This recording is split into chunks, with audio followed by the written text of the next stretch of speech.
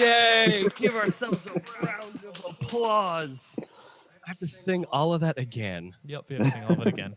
Every single I peeled word. off my face, I tore up my room, I read my own rights and then I filled them with glue. I turned the commercial into a creep show. I peeped at the gods with their bodies all day glow. It's summertime, and it's the time. Gonna strut and strum. I'm gonna strut. Welcome back to the NobiNoodle O-Talk-U Podcast, everybody. You're with your host, the guy with the most death wishes, Big Al Dente, sitting here alongside my good chum, NobiNoodle. How's it going, Nobi? Pretty good. All things considered. All things considered, yeah. After that podcasting nightmare. Yeah. Oh, yeah, we'll get to that one. We're also sitting here. We're chilling this July with a guest, a guest by the name of T. Gorman 83. He does a podcast too, the Pumpkin Copter Podcast. That one thing. Yeah, how's it going, my friend? Pretty good. Excellent.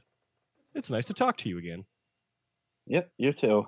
I believe the last time we spoke, we rambled on about our favorite video game. It was a good time. Yep, it was always a good time with that. Yes, indeed. So, July, thick as summer, here upon us, beating our faces in with curled fists of 95 degrees and higher. Isn't that great when you don't want to go and use the air conditioning? You just come home and you're just like, that's the sound of saving money. Sweats profusely. Buys a $60 fan because when you buy a $60 fan, you think it's going to help better than it actually does. I'm just like, dude, $15 box fan. It doesn't help. Nothing works. Nothing works in summer. You just bake. I was gonna make a joke in very poor taste. How poor are we talking? The freeze puff is 5 cents, but you don't got a nickel. That's how poor. So we're talking like when your fan has a whisper setting. And no, that's when we consult our good friend Censor Beep and we ask him to cover up our no-nos. Oh, you don't censor the podcast anymore, so we probably shouldn't use the oh no. It's starting off strong with our good pal. Yep. An oldie but a goodie. I can't see the show notes either. Just you click the show messages button in Google Hangout. I love when I see all gray. Oh my God, are you kidding me? So we're gonna get to that too. Let's just wing it. All right, so Tyler, let's just yeah. wing it. Let's just go off. Two Tylers talking. Just the Tyler Talk Show. Let's just have the Tyler Talk Show. Well, Mr. Excuse me, Kermit the Frog here would like to have a word with the two Tylers. I was sitting here waiting for my part. You're just deciding to just go and talk without me. I don't think that's how that works, Billy. I don't think we're gonna. No, this is not gonna fly, man. My show's been canceled. I'm out of work. You invite me here.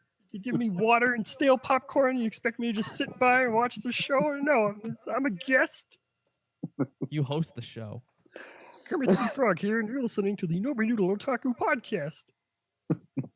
There's your pump. Well, watch it. You don't want to get in trouble with the manager. Asshole. Before we go absolutely insane, Tyler number B, Mr. T. Gorman, why don't you catch us up? Who are you? Tell us about yourself. How did you find us? Do you like us? Are you here because you love us? Well, or did we hire you like the last guest? Oh, crap, when we censor that out. We'll fix it in post. Yes. It is post. Well, it's actually quite a few months ago. I work at the YMCA in my neck of the woods, and because we're trying to get more events and cool things happening there on a regular basis, one of the things we did was, well, not me, but my bosses did, was bring the ultimate mobile gaming truck there for a brief bit of time so that everyone could check it out. And the person there was none other than Big Al Dente in a rainbow wig. Waka waka waka, shush. I'm here to entertain. I said with much. if I wasn't a teacher, I'd find a way to make a living doing something video game related. So I told him I had a podcast, which is, it's just barely a podcast. So, but it did exist on the internet, so it was technically true. And he gave me the NobiNoodle contact information. I called Mr. Nobi himself and got a reply, and we recorded quite a fun podcast in which I interviewed him about whatever the crap NobiNoodle is and what the ultimate mobile gaming truck is, other than something that's probably going to be turned into a transformer. And this probably just like, shit, that guy needs to be on our team. Since then, he's appeared on my podcast one more additional time with my good friend / new video game news gatherer, Ben. And we just rambled on about video games that got us into video games. And that's pretty much all that happened until right now. Does Ben stylize his name with a 3 when it comes to online? Like his handle is just Ben, but it's just like lowercase b, the number 3, and then like a capital N. Just Ben. What up, guys? Actually, Ben here. No, he's sensible in that regard. I like you. He was sensible on the internet. I mean, come on. Yeah. We'll just be Tyler with 3s at the end, but instead I'll have a. Is there a letter that looks like a T? A letter. Wow. There's a T in Big Al Dente. But 7. I'll be 7YL3R. Dang. 7ler. .exe. Yeah. Okay, cool. Or API. I got dibs on .bat. What does that mean? .bat. Dot bat. .bat. What does it do? That's a good question. I don't know. I'm gonna have to Google that. Way back when I invented Old Fetty, he was just 01_43771.bat. I think it's like a batch file. Like back in the day when you used to torrent anime or games or whatever, you'd have to download them in parts, and they were called .bat. And then you like compiled them in a compiler, and it just gave you this vicious malware that loaded your computer up with American flags and titties, and then it just made your computer completely inaccessible. And you're like, "I'm sorry, Dad," and he just kind of looks at you and he shakes his head real slow, and you're just like, "I just wanted to play Pokemon Emeralds." And you're like, "I'm sorry, I don't. This computer's mine now. I can't have you." I have a good story. This is gonna totally derail like way early in the podcast, but we used to share a family computer. You'll like this. Okay. And we were so dumb when we got caught looking at things we shouldn't have, i.e., going on stupid websites and looking up like titty. We actually, my uncle had come over and he just ripped the what are they called? The 2-prong plugs in the back of a computer to connect the monitor to the actual PC. That weird. Yeah, it's got all the little metal pins in it. Prongs. He just took that away, and me and my sister couldn't figure out for the life of us how to fix it. Even though the cable was on the floor, we just didn't understand. And it took one cable to plug in to the only hole that looked like that would fit. And we said, "Oh, the computer's broken forever." So we threw it down the stairs. All right. And you didn't get in further trouble? Oh, no, we got in a lot of trouble. We said, well, if it's broken already, might as well just break it more. That's extreme. To get a new one. Good Lord. We also used to shove, like, Barney down the toilet. Who didn't, though? Who didn't shove a stuffed animal, etc.? Well, because like a lot of kids will look back and they'll say like, "Oh, like, Nobi, what'd you do in elementary school?" And I said like, "You thought I had like friends that would go out and play like baseball and like play catch with my dad? No, we just shoved things down the toilet like constantly. That was like our weekend day. Like we would just wake up like Saturday morning, we'd watch our cartoons and then just immediately grab whatever was in our vicinity and just shove it down the toilet. And my family was in hysterics every day. And I'm like, it's never gonna stop.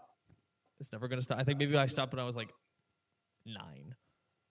No, I feel that real hard. I guess we're just gonna jump around. Like, I guess we were just weird kids.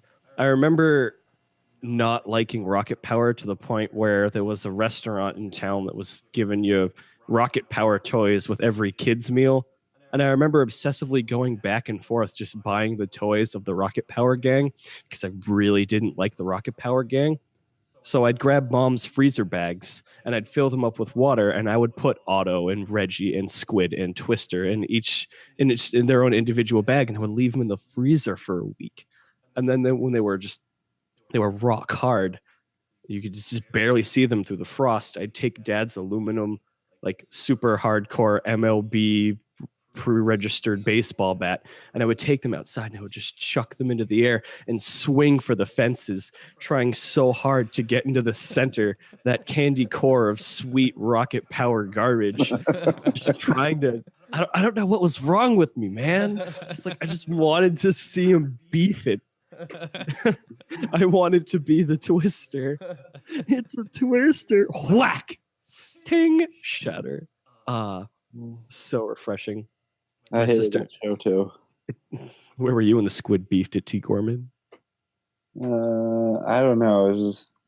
I was at that stage where even though I hated the show, I watched it anyway because there probably wasn't anything better on. Waits for Angry Beavers to come on. No, that was like a different span of time. Will they have like Cat Dog? I'm not sure, but I know I would agree with Mr. Gorman here. It was literally like Rocket Power would come on, and that was the only thing you'd watch. But it was because it was on. I'm just glad they're not bringing it back. No, they should bring it back. Bringing Arnold back. Yeah, San Diego Comic-Con just went by, and they're just like, have some reboot. Hey Arnold, have some reboot Rocko's Modern Life, and I was like, oh man. Have some Arnold in the Jungle. Cover me in gack, Nick. Cover me in gack. Bring back Double Dare. Oops. That aside, I'm sure we can get more into wacky adventures later, but like now that our listeners know our guest and we know our guest, we give the audience a little catch up why we've been gone for so long. Again, I just feel like this is part of the process. we're like, we have no set day for this anymore. It just comes out at some point in the month. Life has been, it just grabs you by the face and it brings you real close and whispers in your ear, "You ready, kid?" And we're like, "Aye, aye, Captain." And then God knows what happens after that.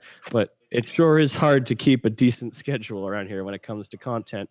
But we get it done. Boy, howdy. I feel like we're like a rare occurrence. Like you don't see like lightning strike the ground every other day, but once you see it, you're like, wow. Wow, that's it. Lightning does that. It sure was a thing that just happened right now. It sure is a thing. Like this podcast.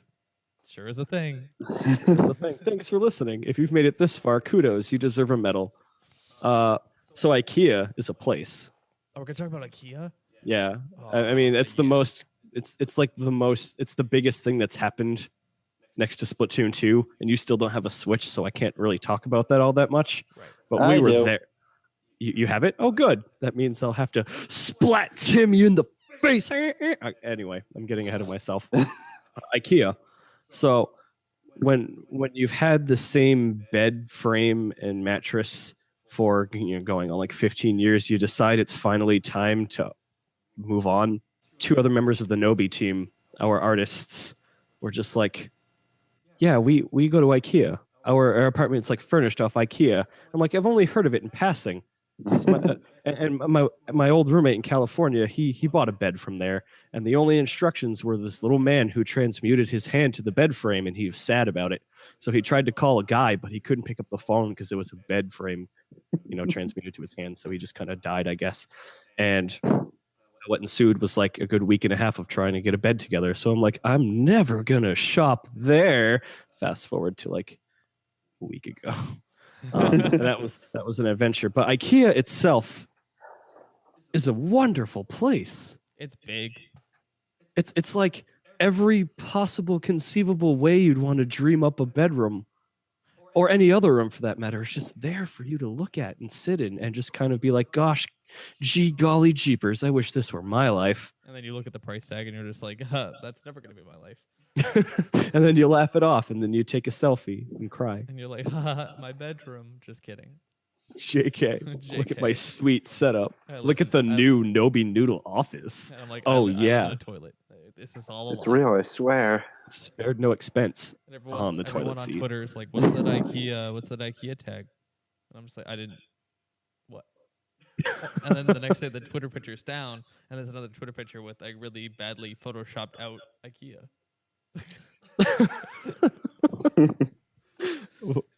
What do they want us to bump them or not? Like, are you sponsored now, or? I don't think IKEA sponsors anybody. No, with that attitude. They should. They know what's good for them. Do they know what's good for them though? They're Swedish. Excuse you? Excuse me, they're Swedish. They already knew what was good for them before we even came in that store. Them's fighting words, meatball. Okay, I was like, oh, it's like Bob's Furniture, you get free snacks. And then I learned that no, you have like a membership card, and I was like, there's a line, and you got like a weird tray, and you just wanted some meatballs, but I'm dying of thirst, and I'm just like, I would love a liquid. And I'm like, meatballs aren't liquid, and I'm not waiting in a 20-minute line for a liquid. But I mean, you guys walked away with some sweet smoothies. Yeah, no, the smoothies were great, but those were like in little containers. Pull them out and just go up to the front of the line. I was just like, sucks to be waiting. Like we're waiting for you guys, and they were just passing out these flyers for a free yogurt cone. And I'm like, what the flying is a yogurt cone? It was just, like, it was just frozen yogurt on a soft serve ice cream. That's all it was. Soft serve ice cream. But just the way they worded everything and the way they placed it on this clearly printed out in an old 2000s printer in the back office. Just, what is a yogurt cone? They left you guessing. But just slowly take apart a waffle cone and replace it with yogurt. It melts in your hand, not in your mouth. It's disgusting. Give it to your kids. They'll eat it. Don't put it on the furniture. Where are we going for dinner tonight, Mom? IKEA. Mom, Deadass. Just IKEA. Is this why Dad left? Yes. They're cheap and affordable. But I think I'll leave IKEA after this because I want to get to the process of getting to IKEA. That was the best part about IKEA. The scramble to leave IKEA was insane. They give you these weird carts, and they're just like, do. Attention, IKEA shoppers, you have 10 minutes. And we're like, ah! Oh, yeah, that's right. We thought it closed a lot later than it actually did. So we're scrambling out of the building with giant, bed frames. And, okay, so we didn't even have the bed frames. We're rushing downstairs because we don't know how to get out of the building. And, Nick and Andrew, Dapper and Danny, were literally, leading us around the building. This is how we get out. No. This is how we get out. No. This is how we get out. No. And then we're downstairs. We have 5 minutes, and we get these giant pallets, heavy pallets of furniture that we're putting on carts, and we're scooting through this massive warehouse that just has lines and lines of furniture to get out of the building. And we checked out in 2 seconds. Yeah, the checkout wasn't bad. It was getting to that point that was awful. He's like, we're going to shut the building. They're going to buy our furniture. And then the guy's just like, credit card, please. And it was over. They made it sound like there was a fire going on. Yeah, we're and the guy's just so calmly handling it like it happens every other day. He's just like, there you go. It must suck to work there. But let's also not forget the ice skate physics on those carts. Yeah, they were great. That was the worst. Sounds wonderful. Yeah, they have drift physics. If you've never been to Gorman, or you, the faithful listener, please go to IKEA at 8:30 at night on any business day and experience what we're talking about. You owe it to yourself. So we were at Not Your Average Joe's. Did somebody say crazy adventure stories? Yeah, we said so. We had a crazy adventure today. Reliving our childhood because work's stressful, life gets stressful, and sometimes you have to lay back and just not care. Amen. So we don't know if you've heard of Crash Bandicoot and the "Whoa" meme. Whoa! But today was just consistent of every time the waiter came over, someone would scream "Wow." And we. Excuse me. It's whoa. Whoa. Whoa. Whoa. We would just. Everyone around us just looked angry, and there was a family, and they just looked disappointed, and it was good. It was good to be the disappointment. Well, I didn't see any of these people y'all were talking about because I was facing the wall in the kitchen. Yeah. But like every time, I don't. Whoa! Whoa! Whoa! Whoa! Whoever did that, I need to go find them on YouTube right now and just shout them out. Just, shout out to this guy. He just made a very low poly Crash Bandicoot against a green screen, going whoa, whoa. The simplest ideas are often the best ones. Let your dreams be memes. Yeah, but don't let your dreams be memes. Don't. But I slapped Crash into an old episode of NobiNoodle and like a bit, and I slapped that on Twitter, and it was a good fun. And I'm like, how can we take this meme to the next level? Because I feel like it doesn't deserve to die so quick. He needs to stick around. Like Crash, this is it. This is the year of the Bandicoot. We can't. It's like July. We have to have a party. No. All right. We have to have a party. Invite Crash himself. The guy with the costume just shows up. Who's He's Crash owned by? Oh, Naughty Dog, right? He's not a Sony exclusive anymore. He was made by Naughty Dog, but I think Activision owns him now. Ew. Same guys who make Nart. Oh, that's Ubisoft. Never mind. Yeah, we had this argument last time. I'm just gonna those guys. What made the Nart game? Own the Crash Bandicoot, and when they're not busy plowing their large Todgers into Spyro's buttocks, they occasionally go over and ask Crash how he's doing. And they give him like a yogurt cone. They scoot him out the door. And he goes and does the thing, and he's like, "Whoa, I'm sweaty." Whew. Whoa. All right, so before we got into whoa, I'm sure that's gonna be the bump for the podcast because we all know what happens. No, I already made the thumbnail. It's got Kermit on it. I'll throw Crash in there somewhere. Because you're gonna reach out to that YouTuber and you're gonna say, "Can you just wall for me one more time?" Oh, I'll ask him to make a bump for the podcast. He has nothing to do with Crash Bandicoot. I'm like, I love your meme. Make me a stupid bump for the podcast, and he'll be like, "Whoa." This is YouTuber. Whoa. He's literally just gonna. It's just gonna be him. He's gonna be like against like a really bad webcam. He's just gonna go whoa. I feel like I lost track of where the conversation was going at some point. That's NobiNoodle O-Talk-U Podcast. That's how it goes. Recent events was what we were talking about, and we talked about IKEA, and I wanted to get to the adventure in getting there, and that's when your friend decides he's going to rent an unmarked van, white, with a few windows on it, very, very hot in the back, only 2 seats, and he says, in order to get you from point A to point B, you're going to have to sit in the back like someone trying to sneak over the border. Okay, no. So I'm gonna give you some backstory. Now, I follow the law. I don't I don't screw around with this kind of stuff. But I like shout out to Enterprise. Like, I don't care if this guy gets fired because like this guy was the man. He hooked me up. He gave me like a really good discount for no absolute reason. He just looked like he was done, and he was just like, "Yeah, dude, whatever. Just take the van. I don't care. Keep it for 3 days. We open again on Monday. I don't care how long you keep the van for." And I'm like, "Who are you? This is your van." And he's like, "Yep, I don't care." I was like, okay. And he's like, but I'm like, but it doesn't have 6 seats. I have 6 friends. And he said, just have them sit in the back. And I was like, in the bed. And he's like, yeah, it's illegal, but whatever, right? And I was just like, well, if the Enterprise told me to do it, then I guess I can do it. Was that a hard quote from that guy? He's just like, literally, he said, it's illegal, but who cares, right? That guy had a bad day. And I was like, well, I mean, I'm going to quote you on that. I mean, it was his insurance. So it's like, whatever. Whatever works. Oh, man. It was, you stop at McDonald's and you make a poor decision in eating a burger and it's really hot back there and you're getting tossed around like popcorn. And you're like, please make it stop. And then you decide that you're going to play a strip game. And that was, that was weird. Let's take up a piece of clothing for everybody who has their lights on at 2 p.m. Haha, that'll be no one. 25% of the people driving on the road at this very moment in time have their lights on. A 23-year-old driving a white unmarked van full of naked, hot, sweaty people on a mattress in his back seat with no seatbelts is totally normal to be driving at 89 down the highway. The only thing we were missing was a big bottle of insert your favorite liquor here. Yep. What about you? You got any wacky adventure stories over there that you wanna share with us, Mr. Tyler Number B?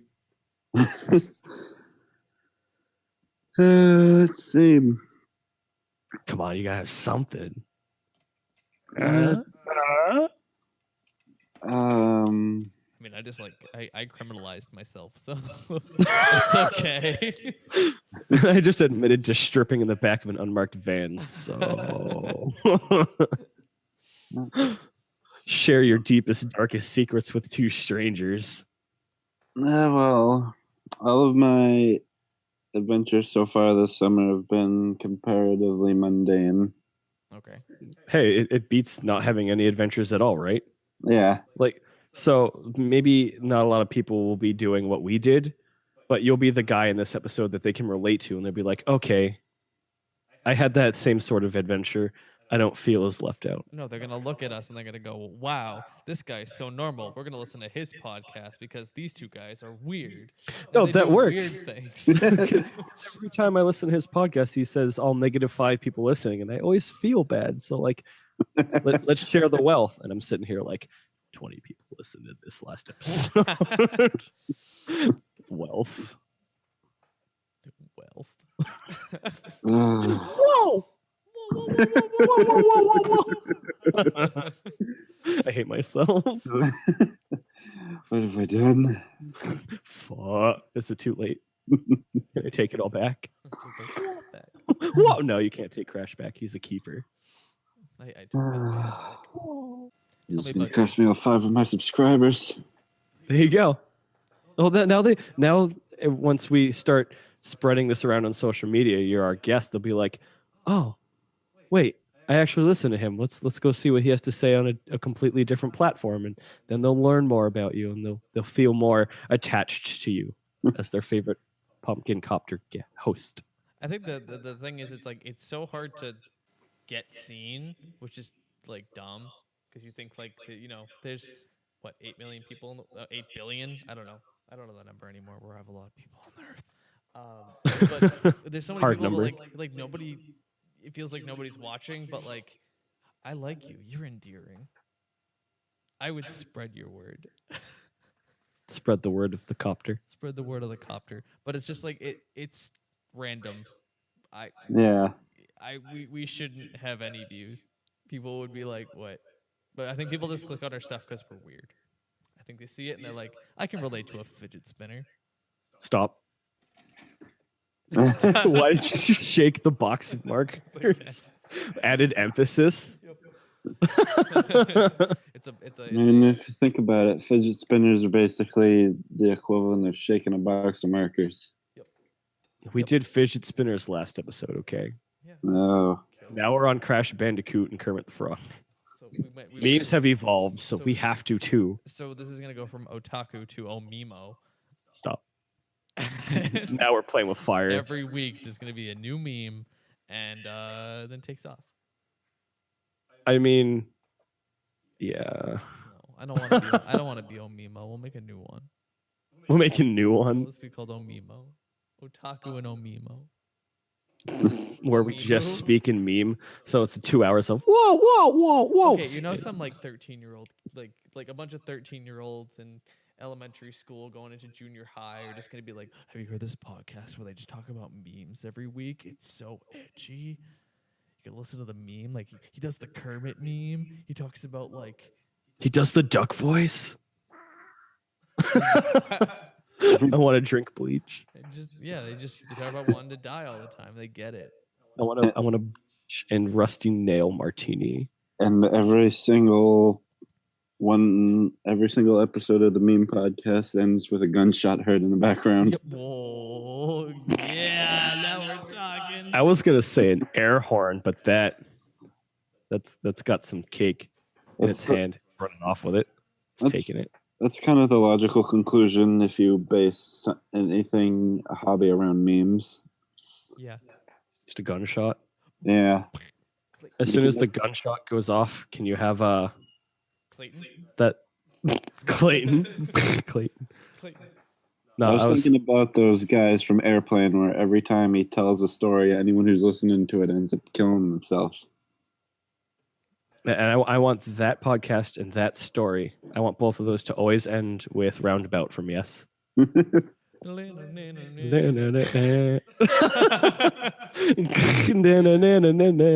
get flagged so hard immediately. We found 5 seconds of yes.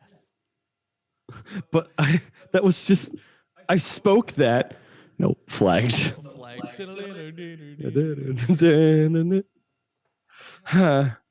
It's a realistic gun every time. We like actually have like one of those like starter flares. We shoot it up in the air every time the podcast is over. Right into the ceiling. Yeah. Alerts the neighbors. Yep. Gets kicked out. Yep. Not again. Next week we're in a new apartment. Stay tuned. We'll be back in a month. 2 months go by. Yep. Snaps fingers. We're doing it from under our bridge. Great acoustics.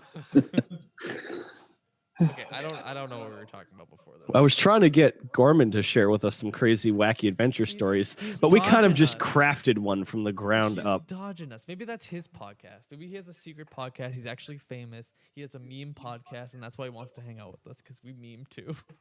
So he's sharing the wealth. We meme something to him. Did you just make a meme-based pun? Yeah. Excuse me. I hate myself. Okay, you're gonna share with us one. You're gonna share with us one story before we completely derail into like the wall.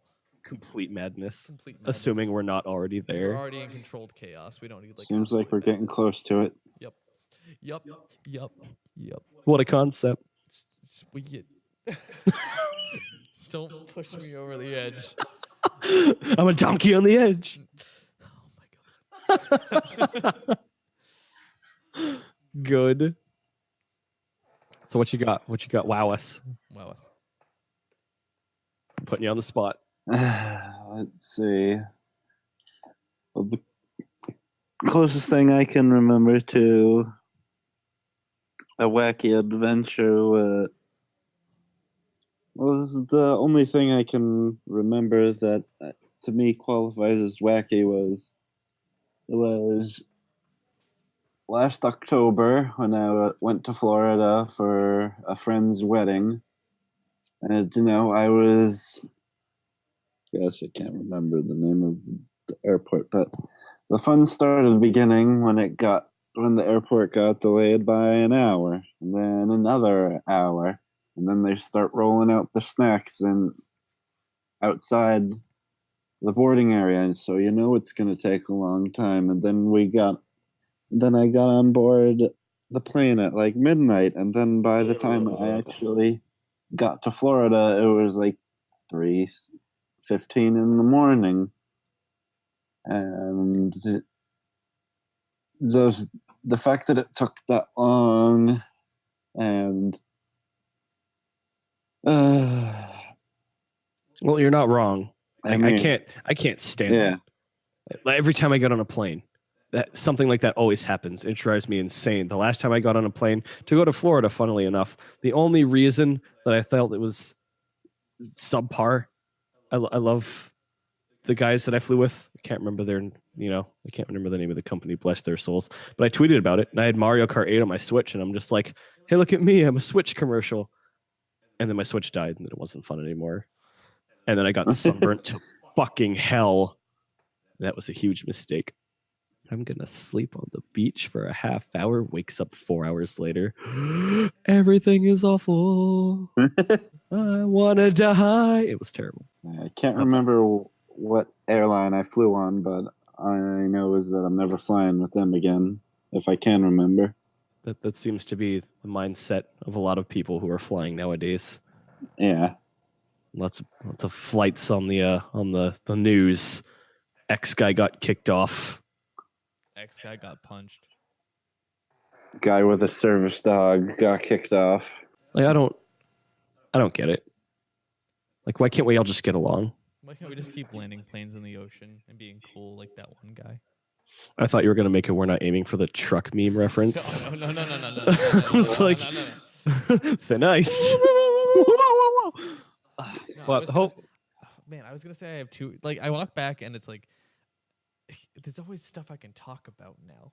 That's scary because it's like I had 2 airplane stories. I don't know which one to pick. It's tough because one's about me making the airport sad, and the other one's about me and this lady who was like, "Well, I'm not voting for Obama now," because the airplane wouldn't land because Obama was also flying into the same state. Which one's better? Those are both pretty saucy. Yeah. I think I'd be more partial to the Obama one. Okay, Gorman, put in your vote. Do Do you want a political flight or do you want a I made the airplane sad flight? The first one, how do you make an airplane sad? That's a good point. How do you make an airplane sad? Well, let me tell you. Sit down, buckle up for this one. So I travel quite frequently to conventions. That's just what we do. You know, we're cosplay experts. We go to conventions. We film stuff. We shoot some stuff. It's always fun. So this is a convention called Otakon. You know, it was in Baltimore for a long time. They just moved to DC. Really nice 45-minute flight. Always get the really nice hotel room. Great every time, except for this one time.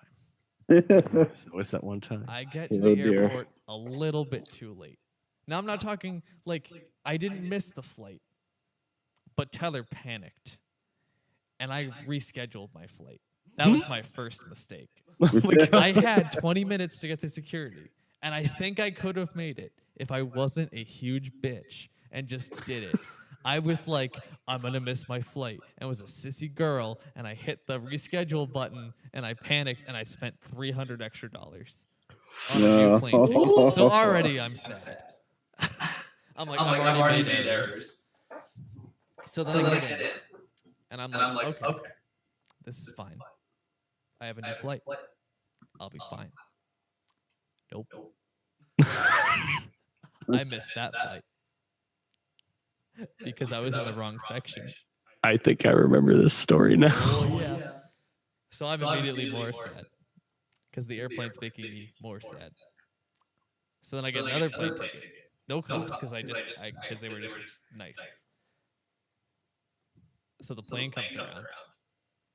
There's no seats on the flight. And I have to wait another 3 hours.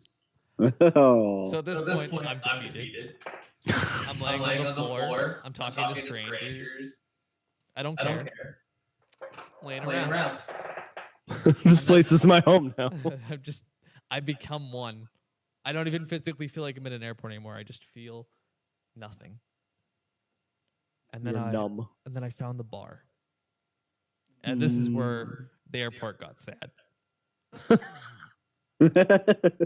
I sit down. I just got my paycheck that Friday, so I splurge. I want to say maybe I had 4 or 5 drinks. It's a 45-minute flight. I want you to keep that in mind. And why would make an airplane sad when you are 4 or 5 drinks in and you're just sloshed and you have to get on an airplane for 45 minutes, land, get off the plane, and you're still drunk for no reason. So I go up to, so I'm drunk. I'm like bad drunk. Like I'm walking around like I look weird and I'm like stumbling and I have a suitcase and I just look like this happy little boy who's just angry, just mad at the airplane. Happy, peppy, angry boy. I'm skipping and jumping, but the look on my face is get out of my way or I'm gonna kill you. So I go up to the terminal and I look at this guy. It's the same guy. He hasn't left. I look him dead in the eyes. And there's like a row of people in front of me. Like all these people were also waiting for the next flight. And I said, I'm getting on the next flight. And the look in my eyes was so defeated and scary. The look he gave me was, do I call security? Or do I call my mom and say I'm sorry? No, the part that sold that bit that he just said is it looked like he tried to emulate the face that he made. I'm sitting here trying not to pee myself. And he looks at his, like, I don't know what to call them, like the other stewardess, I guess, the other person also booking the flights. And he looks at her, and then she looks at the line of people who are also waiting.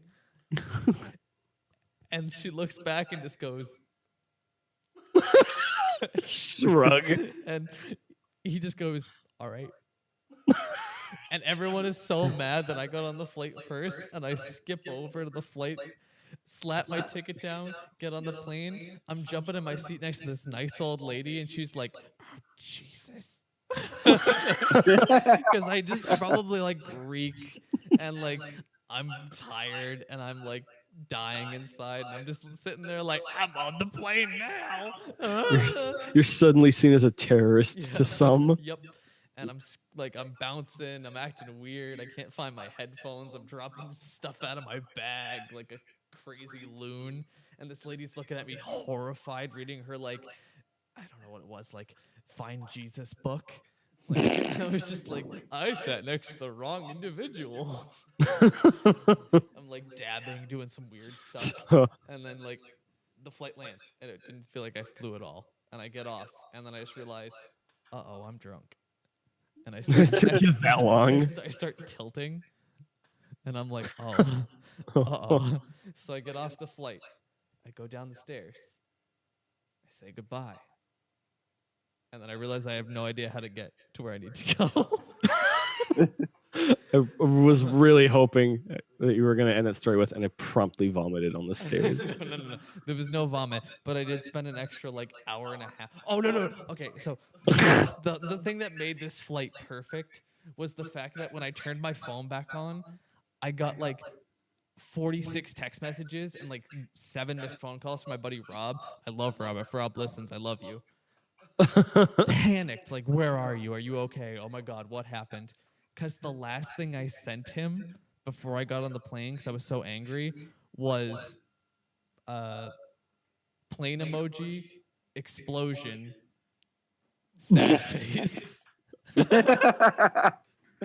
He's like, well, wow. Whoa. I didn't realize the context because I was like obviously intoxicated until I got off the plane and read it and showed up at the hotel room, and he's just screaming at me like, are you stupid? Like, I thought you died. And I was just like, oh, I didn't think of the context. I was just sad. You weren't aiming for the truck. Yeah, I wasn't aiming for that. But yeah, that was good. That was a good time.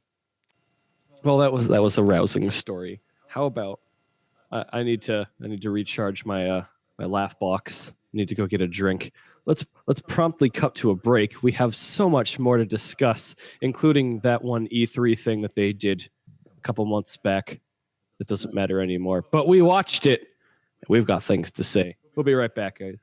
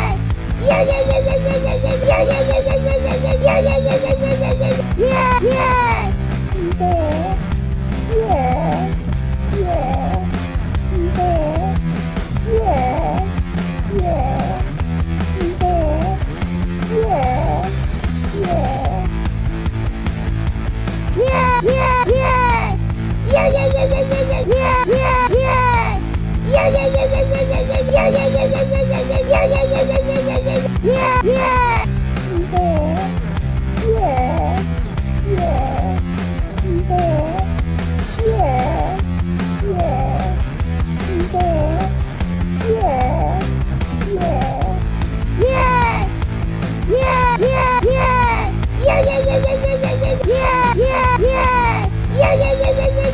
Hi,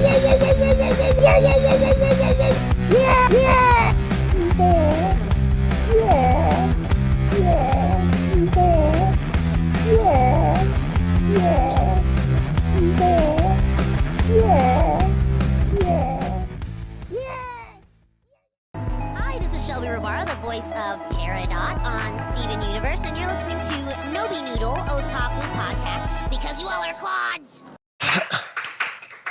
A round of applause. We made it through that break. I'm using my leg to clap because my other hand is preoccupied at the moment. Can you guess what I'm doing? Holding a microphone. I don't want to. How did you know? No. Good. He got it. He got it right. He beat the meat. NobiNoodle O-Talk-U He does Podcast. He Does beats it? the meat. Tim 2 Splat. He does it again. He beats his meat. That's gonna be him. He beats his squid meat. Squid meat. Squid meat. Ew. Tweets at Reggie. My ink is ready. Speaking of Reggie, E3 happened. E3 falls in summer. So before we get to E3, let's derail a little more. It's summertime. Yeah, it's summer, dudes. Summertime. Oh, yeah. That one thing we started talking about when we first got here, but we derailed because, you know, if you don't expect to derail by now, then clearly you should be listening to more NobiNoodle O-Talk-U Podcast. Summer rituals are important. Stuff you do every summer, stuff you want to do every summer, stuff you'd like to not do every summer, stuff that you stay away from every summer. Do you guys even like summer? I hate summer. Summer's awful. Some stuff happens in summer that makes it kind of redeemable, but like I can't stand the heat. I hate it. I'm more of a fall guy. Winter's okay too until I crash cars and stuff. But hey, what to do? I love barbecue. Oh man, nothing beats the smell of a grill going. Charcoal, because I'm a sinner. But you can smell it from a mile away, and nothing beats a campfire.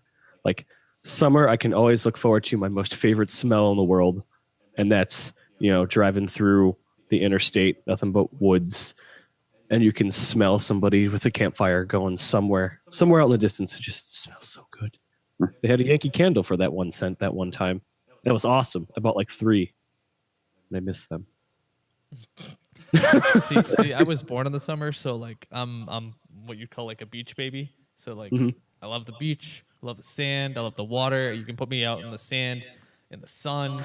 Let that water go for 2 minutes. I'm passed out. You don't wake me up for another 9 hours. I can bury myself in the sand. I used to literally just bury myself so deep in the sand that like nobody knew where I was. I became like a sea turtle and I lived there. I would come out of the thing and I'd be like, I've risen. I have risen. Now it's time for me to spawn. Yeah, but I hate the cold. I hate being like shivering. I hate like wrapping myself in 9 blankets trying to stay warm. I'm not a huge fan of being overly hot. I don't like 100-degree days, but you give me a nice 85-degree day, nice breeze, nice waterfront. So every day in Westwood, Los Angeles. Yes, that's why I could live in LA and not be sad. Takes me back. It didn't feel like summer, though. It was like a perfect middle ground between spring and summer. It was never offensive. Sometimes maybe, but like a standard day, just the perfect breeze, the smell of the ocean, no clouds in the sky, but the sun isn't baking you alive. I don't know what it was. You were just content. Perfect living setting. But out here, where we are currently, it's like, hey there, fam, 101 degrees of punch you in the face, and everybody's all moist and sweaty. You want to turn on that AC? Go for it. How's that electric bill looking right now, though, fam? You want to go sit in the pool? Kids are everywhere. Hope you like them. Are they peeing? Who knows? This pool's only 4 feet deep, so probably deep end. What's that? Also, it's like 40 degrees in here. Yeah, the pool's really cold. Pool's really cold. I like the red one. The what? Oh, you weren't there for that. Never mind. That was a really bad inside joke. Oh no. So, now I'm inclined to ask. No, I don't even think that's a funny joke. I just thought you'd think it was funny if you were there. But no, the pool's been cold. It's nice to sit out. Like, it's really nice just sit out in the sun. Like, I was just like chilling. Like, Mickey's obviously like, 30 shades lighter than I am, so she like roasts like a marshmallow. And, she's like the white on our wall. Yeah, she's like the white on our wall, but I've got the thick skin. I can sit out there for hours, not put any sunscreen on, and I'm good. Probably killing me on the inside, but I'm good. My skin's fine. You're cool and suave on the outside. The shades. No one knows you're suffering until you open your mouth.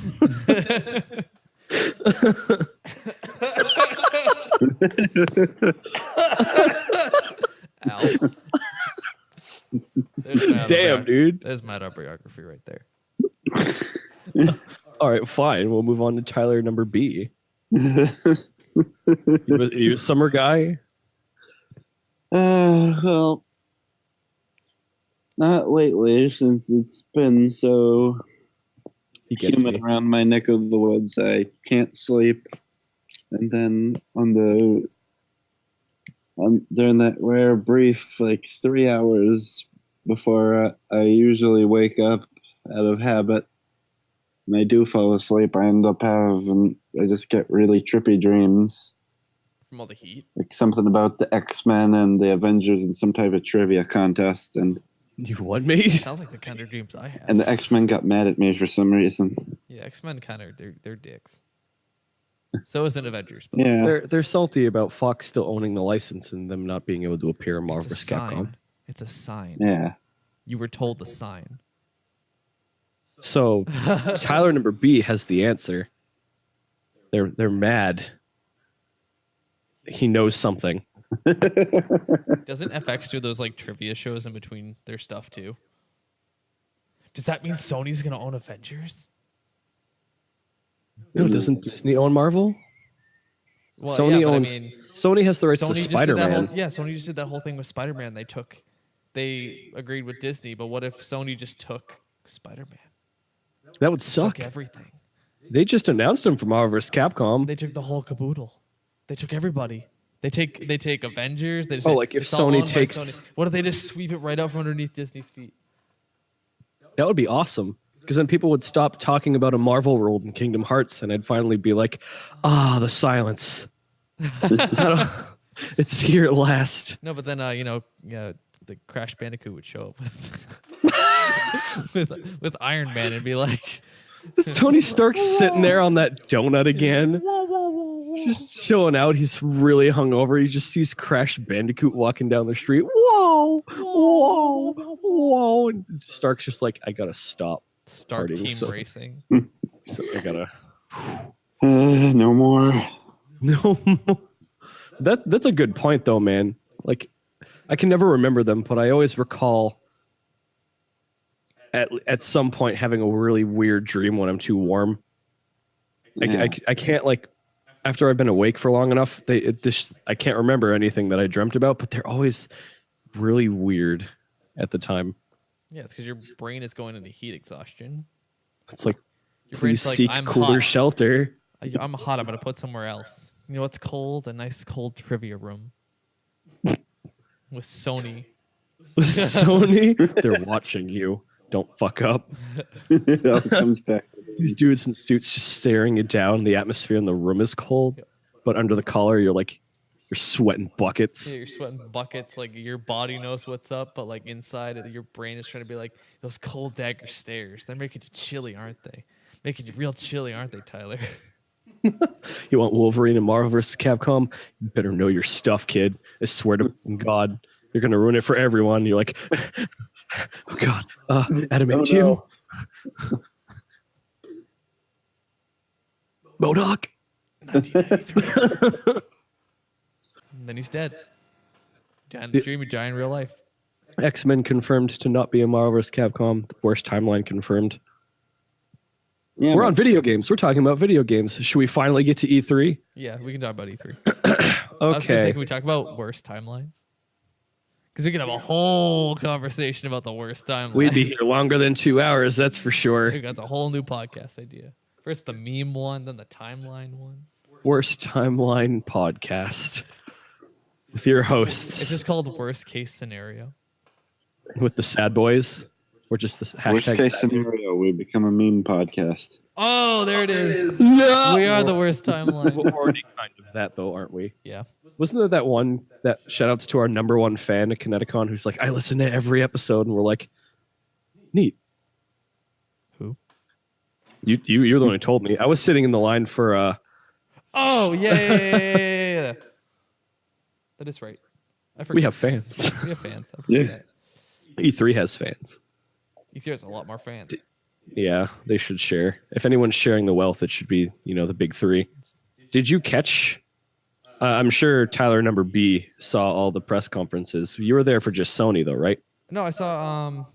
No, yeah, because we ordered that watched it at huge work. thing of Chinese. Yeah, and then we watched some of it, and then we watched. Yeah, because there was that weird opening with like the guitar, the sitar players, and it was like. Okay, last year we were impressed, and like the E3 hype was in this household, and we were like, we had snacks, and we were prepared to sit down and have a great time watching these press conferences, and we're like, bring on the surprises, and the surprises kept coming, and we're like, yeah, dude, yeah. In the back of my mind, I felt like this year was gonna suck. And I was like, no, just go with it. E3, the hype is here, feel it. So we went out and got like $80 worth of Chinese food. We dimmed the lights. We had a candle going. Yep. We huddled around the TV. We're like, all right, don't even bother with Microsoft because you'll never see an Xbox in this house. But Sony's gonna come and they're gonna tell us all this great stuff coming. And the sitar players rose up from the ground, and I was confused and scared. And I was just like, what's happening? And then they're just like, let's talk about games. And we're like, okay, sure, you got me. Maybe that intro wasn't all terrible. And then we got the sizzle reel of stuff that they talked about last year. Yeah, that was kind of, Dad of War. And we're like, cool. Dad of War. Well, yeah, Dad of War looks great. Then they had Spoderman at the very end. And you were really disappointed in Spoderman. Because it's quick time. I want an old Spider-Man that I can just do whatever I want, like they had in the old games, and then I could just break things, and you could break the game by running into walls, and you could fly through the wall, and you could do whatever you wanted because you're Spider-Man. Well, you don't know that that's what's going to happen. That's not what's going to happen. Maybe you get that level of freedom. We saw him take on X bad guy, and there were some steel beams, and we all know jet fuel can't melt them, so Spider-Man's got to do something. Holy shit. Oh, dear. What else did we get? The remastered for Shadow of the Colossus. Okay, that was a good surprise. Yeah, that was nice. I thought it was going to be Shadow of the Colossus 2, and I was going to pee my pants. We stood up. Yeah, we stood up. We're like, no way. And that was the remastered, which is cool, but like, whatever. I wanted Shadow of the Colossus 2. I was ready. Worst timeline confirmed. What did Nintendo do? Oh, well, we're still on Sony because I want Tyler number B to tell me what he thought of Sony, because this is why we're here. This is supposed to be the meat of the podcast, but we all know Kermit the Frog is going to be taking that spot. More like memed. Okay, I got nothing. just drink. I'm weak. What did you think of Sony? Gonna be honest, didn't really pay much attention to Sony, and but the only thing fanboy? Absolutely. That's fair. I will admit, nothing wrong with it. I'll admit that straight up.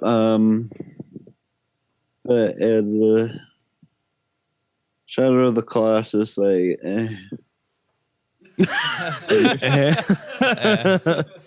That's fair. Same. That's I what wish felt I after could stood up. say that I cared and that I liked the awful controls and that Listen, Billy. the stamina mechanic for climbing the monsters and stabbing them in the face was How would you engaging. fare? How would you fare holding on to the beard hair of a giant angry monster in your attempt to climb up his sweet hairdo and stab him in the face, Billy? I don't know. I'd Those probably have controls some. would suck, wouldn't they, Billy? No, I'm just giving you a hard time. At least when Kratos does it, he has magic swords. Dad of War Yeah, his weapons were pretty bonkers. That kid's still really annoying though. I still want to know why he's there. He's just every time he talked, it irked me. As a teacher of the young people, I can confirm that all children everywhere are annoying. Oh, I'll take your word for it. Yeah. we all work with children. We all understand. Yeah. Those ungrateful, heartless monsters. Unless they're listening. Uh-oh. Don't drink. I want to play Rocket League 5 seconds later. I lied. I want to play Star Wars Battlefront 5 seconds later. I actually want to play Minecraft. I'm Pikachu. That was the most accurate reenactment of a day in the life of Ultimate Mobile Gaming that I've ever heard. I'm Pikachu. Maybe some parents can we get this game? It's not working. It's not. Every time someone says it's not working, I want to put $1 in a jar, and then when that jar is full, I want to smash it against the table and threaten to cut someone with it. I don't care about the money. It's not working. You know what else isn't working? Moving on. Might as well address the black sheep in the room, Microsoft. I watched it. I watched it with no zomes. The only thing I took away from it was Cuphead. I just want to play Cuphead. What is Cuphead? It's like a 50s or 40s or 50s cartoon. It's a side-scrolling shooter. It's about this dude named Cuphead. He's a little Mickey Mouse guy with a cup for a head, and he makes a deal with the devil, and he's got to go around shooting shit for his freedom.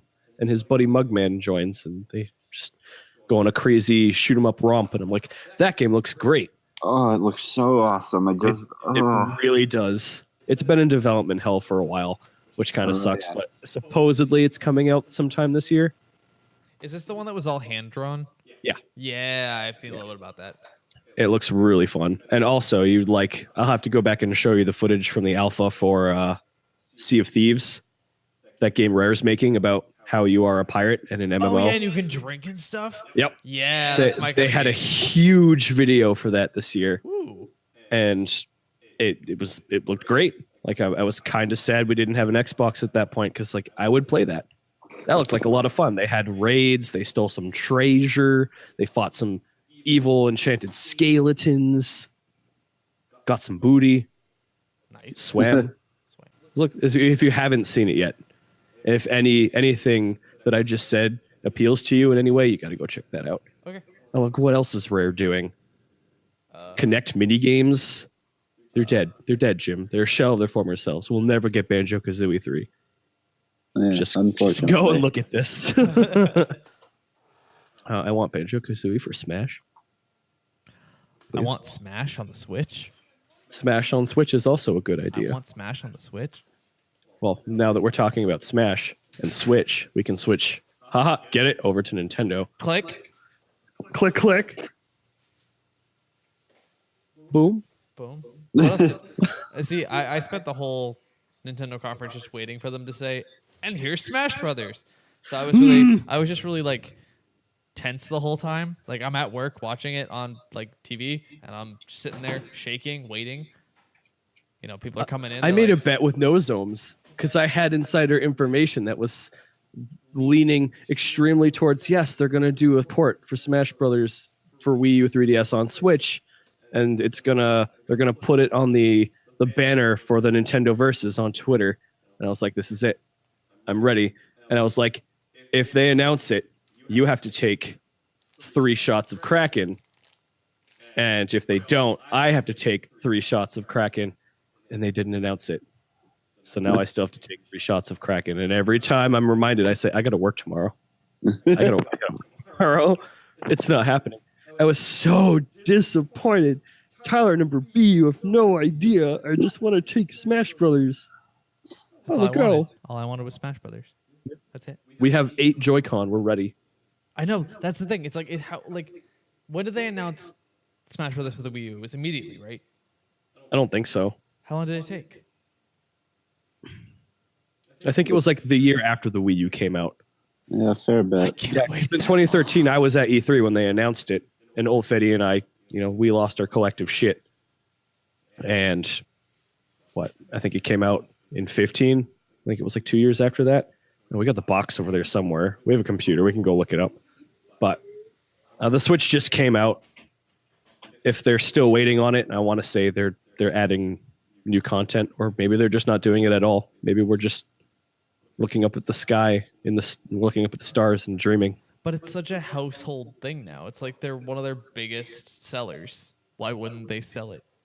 That doesn't make any sense. It's literally meant for that. Like, you can play, it's like, they put it on the 3DS, which I immediately thought that was weird. And then it was like, oh, you can play with your friends. You can use it as a controller. I'm like, this is literally what this is meant for. Doing exactly what you do with Splatoon. You can use the LAN, or you can all play on one console. Yeah, with 8 Joy-Con and 1 TV. It just makes sense. It would be perfect for tournaments, too. And I don't understand why they just... Because it's literally the most portable system. It's not like I had to bring my whole Wii U hard drive. You need one dock for a tournament, and you just slap it in there. And you don't even need the dock at all. You bring your own Switch. You open up a room. Bring a Switch. It's like how they do the Pokemon tournaments. You just take your 3DS with you. It's built for Smash. We're just waiting. We're waiting. Tyler number B. It'll be a good day when it does happen. It will. They're gonna make a new one then. That's Mashed Potato Samurai. He's on vacation or something, or maybe they're lying about that, and he's secretly working on some new content for the game to justify us buying it another time. Well, what I'd really like to see them do is I'd like to see them put Nintendo 3DS games on here instead in lesser quality, but you can still play the old 3DS games as digital downloads or whatever. How would you do that without the second screen? What do you mean? 3DS has 2 screens. The Switch doesn't have that. Yeah, but a lot of the games didn't even use the second screen. Well, the Wii U had DS emulated games that you could buy on the eShop where it split your TV into 2 screens. But it does it I don't know, look at the TV over there. It's 2 small screens because it's trying to fit them both. So you've got all that black on the left and right. Yeah. It's not doing anything. Can you imagine having that on your Switch? I'll let you.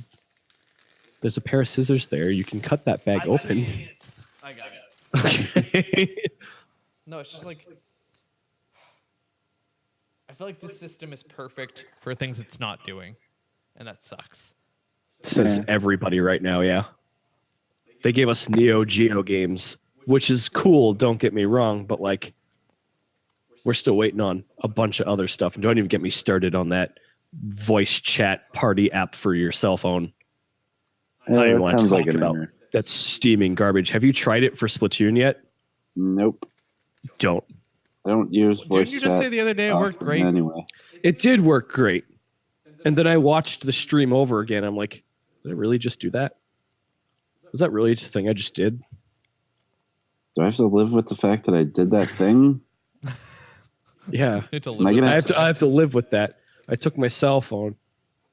Oh, well, you know what? Now it just seemed like a word I can't say. Because, yeah. I don't want to be that. I want to go back to the days where I smashed Rocket Power toys with an aluminum baseball bat. Why can't I just... Full circle. Yeah. Damn it, Otto. That's good. Why do you wear sunglasses indoors? All right, listen. Now we're getting personal. I wear my sunglasses indoors because it's aesthetic, okay? All right. Okay. But, okay.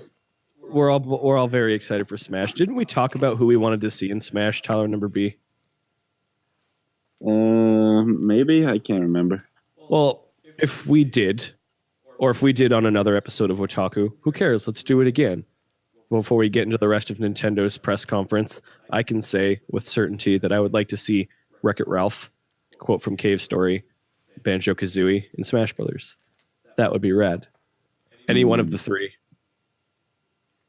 I would want... Who did we get this year? Who did I really want this year that I didn't get? You got Bayonetta. Bayonetta was good. Yeah. If you say Dante, I'm going to lose my mind. No, because Dante's owned by... Yes, he's owned by Capcom. Yeah, so no. Oh, no, we got Mega Man, though. We got Mega Man and Ryu. We don't need more Capcom. No, we need Dante. Stop. We need Dante. Stop. I want Dante. Say Sora. Say something. Why would I want Sora? I want Donald Duck. I want his whole support team. Donald for Smash. Yep. Donald versus Ganondorf. Battle of the Wizards. Get the duck voice. Who could do the better duck voice? What now, Ganondorf? Oh my god. I have nothing.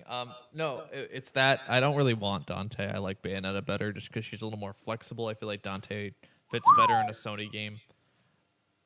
He fits better in PlayStation All-Stars, even though it was the bad Dante. Who else? Who else was good? Who haven't we seen? Who is it like a Nintendo character that just gets no recognition whatsoever? Chibi Robo. Who? Exactly. Oh wow, that's sad. I wanted Isaac from Golden Sun would have also been acceptable. Who? Stop. You're hurting. Shit, I don't know who. I can't think of anybody. You know, I already guest have character. Kirby. I'm already happy. No guest characters. Guest. You know, not Nintendo owned. Give me like a dream character. A dream character. Don't say Shrek, Goku, or Kermit. No. Shrek is triggering. Kermit would be weird. And who was the other one? Goku. Goku. Fuck Goku. You already did Thank that. you. You already did that. You hacked Brawl. Oh no! Don't Captain remind me. Broken. Captain Broken. I ripped Goku's model from Dragon Ball Z Budokai Tenkaichi 3 and I put him over Captain Falcon, and then my Wii caught fire. But that's a story for another day. Okay, maybe it's a story for now. One of my final college projects in graphic design was I won't even get into logistics of it. I took my Wii and I threw homebrew on there, and I started ripping character sprites and models from other games, and I tried to put them in Smash Brothers. I brought it to conventions. I asked people to write down what they wanted me to do, and it took me a good 4 years to get. I put Cloud in there. I put Mewtwo in there. I tried to make Captain Falcon's final Smash a recreation of the anime scene where he punches that dude so hard in the face the world explodes, and for a time it worked. But there was something wrong where the game just assumed that Captain Falcon was like that all the time, and it was just running like this kind of cutscene. So Captain Falcon had infinite jumps. He had no hitboxes on taunt. He could chain Falcon punches. You tap B and it was like a rapid fire Falcon punch. You held A and he racked up 999 in like a second. It was stupid. Everybody loved him. It was Captain Broken, and I'm like, guys, I have to try to fix this. And I'm like, no, please. Sounds pretty balanced. It was awful. He was amazing. It was awful. The games were okay. So a little bit of backstory. Me and Bro have been friends for, I want to say, maybe like almost going on 8 years now.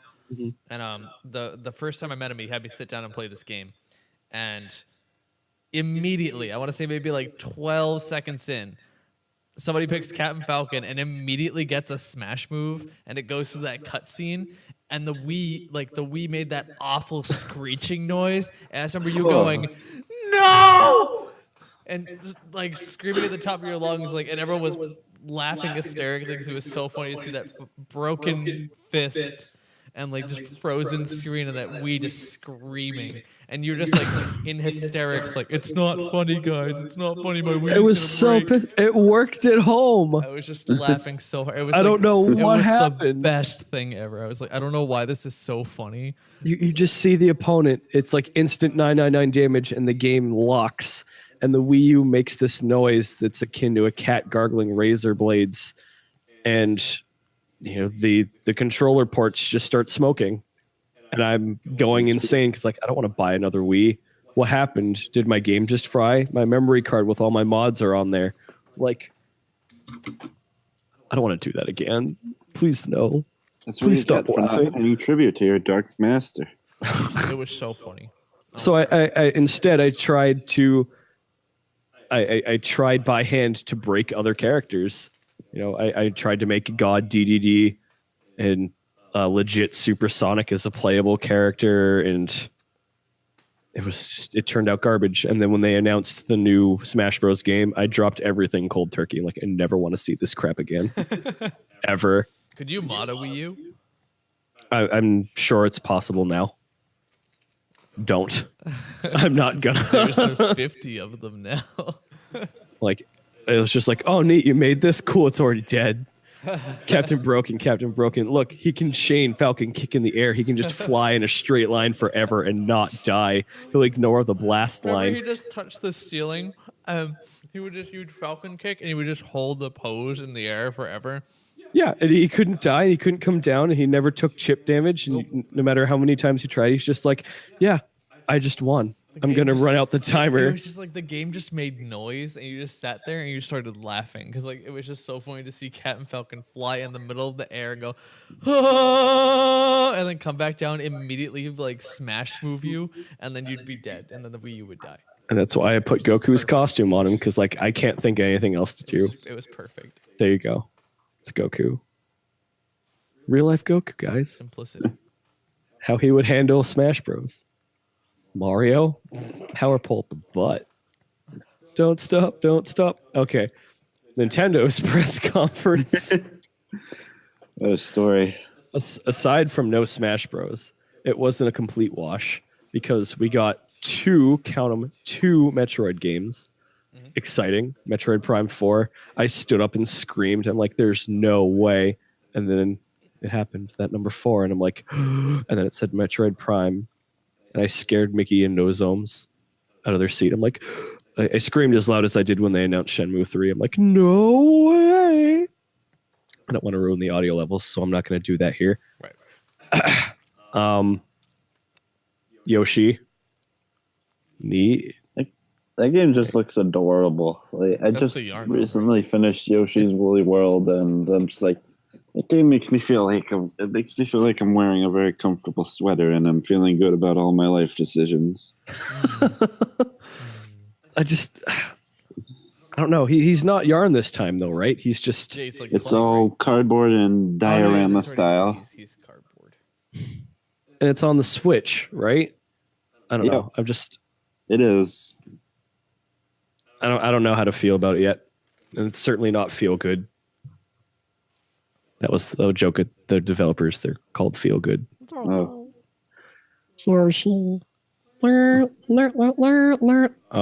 Kirby. It's Kirby's X number anniversary here. Yep. And he has a buttload of new games. And I'm like, yay, more Kirby. More DDD. I'm ready for more DDD.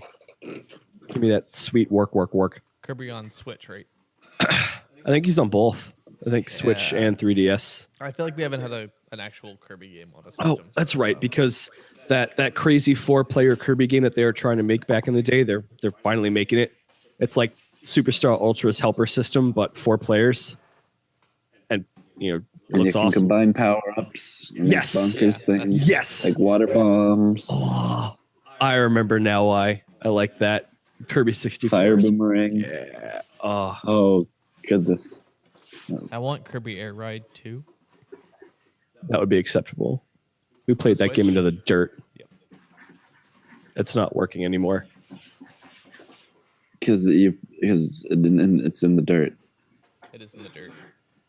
You play it for so long, you just realize there's not a whole lot here. You play the same things a couple of times, you realize you're not 12 anymore.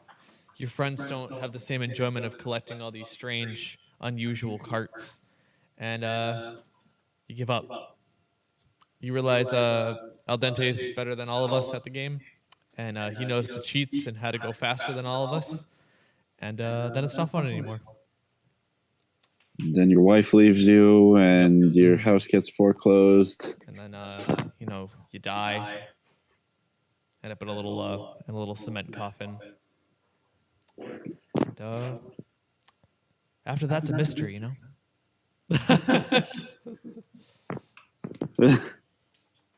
Listen. I got nothing. Smash Bros is fun. Nothing about dying. That's your favorite topic. Every time Lucas loses a stock in Smash Bros, I'm like, damn, I wish that were me. Crawling it. All right. Whoa, he's memes. Did somebody say memes? No one did. Darn, I wasn't paying attention then. What else did they do? What else did Nintendo do? Okay, Super Mario Odyssey seems like it's going to be the best Christmas birthday gift because it's coming out in October. Right. And physically needed it. Yeah, I need it in my veins. Like Super Mario 64 and Sunshine were my jam. And I was like, yeah, like when the initial reveal trailer is just like, cool. Looks like it's going to be a fun Mario romp in the vein of Sonic Adventure. Wait, what? Double take, what? Then they elaborated. I'm like, yep, I need it. Pauline's there. She sang a sweet jazz song. Oh, I love me some jazz and a chick in a suit. Cool. What? She was in a red suit. Did you see it? Yeah, but you said chicken suit. A chick in a suit. Chick in a suit. Pretty sure Pauline's wearing a chicken's like a costume. That's something Nintendo staff would do. Yeah, that's true. Remember that GIF from when Splatoon came out? And they celebrated the success by dressing up like squids and rolling around through the Tokyo EAD hallways. They're making a Splatoon anime, apparently. Yeah. We were talking about that the other day. We talked about it on the stream. We can't wait to do a NobiNoodle review on that. Because what's better than turning a video game into an anime? You know how good those turn out. Yeah. Castlevania. Bayonetta anime. Devil May Cry. Yeah. Halo. Halo has an anime? Yeah. Oh, can we do that one too? The list goes on. What else? Pokemon. Oh, it was a game first. Pokemon's anime isn't that bad. Koibi. What was it? What was that one that made the Origins one? Pokemon Origins? That was good. Yeah. That was good. It was good until they decided Charizard could survive underwater. Well, that was the whole X. I was like, all right. That was the power of friendship doesn't stop physics. I just liked when Squirtle bit Charmander's face off. That's bloody murder. That was like, I'm like, that's real. This is actual. What I want to see you in my Pokemon fight. Like actual cockfighting, though. Yep. Yikes. That's. I'm like, I spent days grinding in these fields to level you up to level 24. You're gonna wreck that Squirtle. No mercy. It's merciless. Mercy is a weakness. Weakness must be purged. through evolution. That's why I pick Squirtle every time. Charmander doesn't stand a chance. Red I and caught blue. Pidgey. It didn't matter. I like Pidgey. Sucked.